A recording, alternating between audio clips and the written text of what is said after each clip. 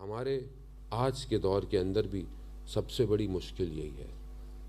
ہوتا کیا ہے کہ جب کسی چیز کو ڈیگریڈ کرنا ہوتا ہے، ختم کرنا ہوتا ہے، تو اس کے خلاف پروپیگنڈا کیا جاتا ہے تاکہ اس چیز کو خراب کیا جائے.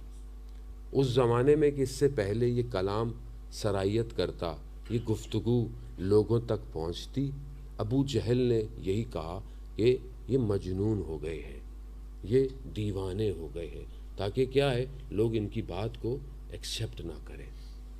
آج بھی یہی ہو رہا ہے. آج بھی وہ پیغام، وہ کلام جو بشریت کی بقا ہے، جو قیامت تک کا معجزہ ہے، اس کو روکنے کے لیے، اس بات کو دوسروں تک نہ پہنچانے کے لیے پروپیگنڈا ہے. کیا ہے یہ؟ اسلام یہ تو ٹیررسٹ ہے، یہ تو دہشت گرد ہیں، یہ تو ایک دوسرے کو مارتے ہیں. یعنی اس سے پہلے کہ آپ کسی تک پہنچیں، آپ کے پہنچنے سے پہلے وہ آپ کے بارے میں گفتگو، آپ کے بارے میں اس کا اسکیچ ہو، وہ پہلے ہی آپ کو اپنے آپ سے دور کر دیں. یہ نئی بات نہیں ہے جو آج ہو رہی ہے. تو اس لیے ہمیں کیا کرنا ہے؟ ہمیں وہی کرنا ہے. دیکھیں کمال ہے واقعاً. امام خمینی سے کسی نے کہا کہ آپ انقلاب ایران لے کر آ رہے ہیں، آپ تو بہت پیچھے چلے جائیں گے، بیکورڈ ہو جائیں گے، 50 سال پیچھے چلے جائیں گے. تو انہوں نے بڑا زبردست جملہ کہا تھا.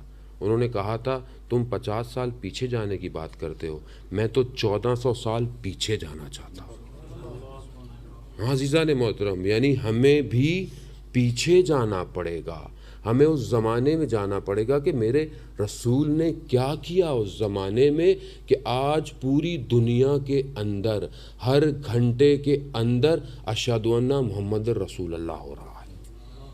یہ کیا کمال کیا ہے. عبد اللہ صلی علی محمد وآل محمد. یعنی ہم سمجھنے کی کوشش کریں کہ اس عرب کے ایک ملک کے اندر جہاں 13 سال اتنی سختیاں کہ ہم برداشت نہیں کر سکتے ان سختیوں کو. ہمارے اوپر کوئی پابندیاں نہیں لگائی گئیں، ہمارے گھروں پر کوئی پابندیاں، ہمارے ماننے والوں کو تپتے ہوئے ریگستان میں لٹا کر ان کے سینوں پر پتھر نہیں رکھے گئے جیسے حضرت بلال پر تھے اور باقی اصحاب پر تھے. ہم پر کوئی سختیاں نہیں ہیں اتنی.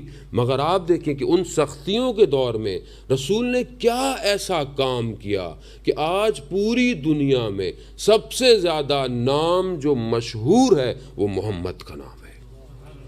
وہ سمجھنے کی ہے. یا علی یا علی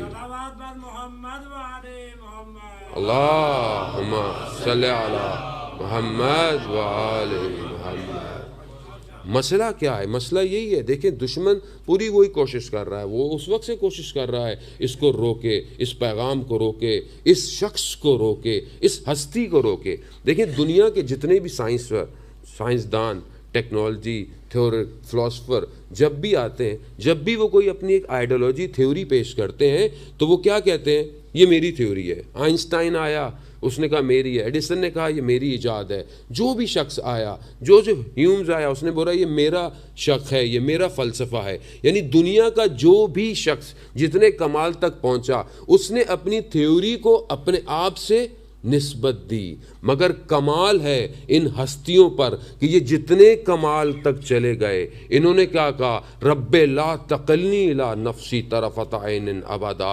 اے میرے پروردگار، مجھے ایک لمحے کے لیے میرے حال پر مت چھوڑنا. یعنی یہ فرق ہے اس الہی نمائندے کا اور اس دنیا کے لوگوں کا. تو ہمیں کیا کرنا ہے؟ ہمیں وہی کرنا ہے جو رسول نے کیا تھا.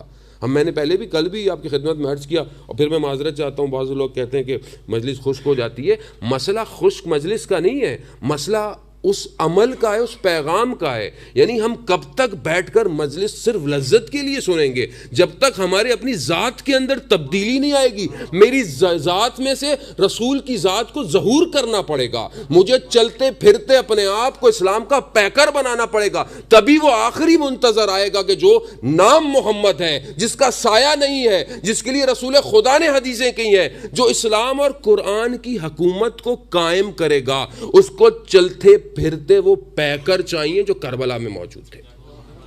یعنی سمجھنے کی کوشش کریں، یہ وہ درسگاہ ہے کہ جو کسی اور کو نصیب نہیں ہے، یہ وہ جگہ ہے کہ یہ وہ مقام ہے کہ جو کسی اور کو نہیں ملتا، یہ نعمت الہی ہے، اس کو سمجھنے کی کوشش کریں۔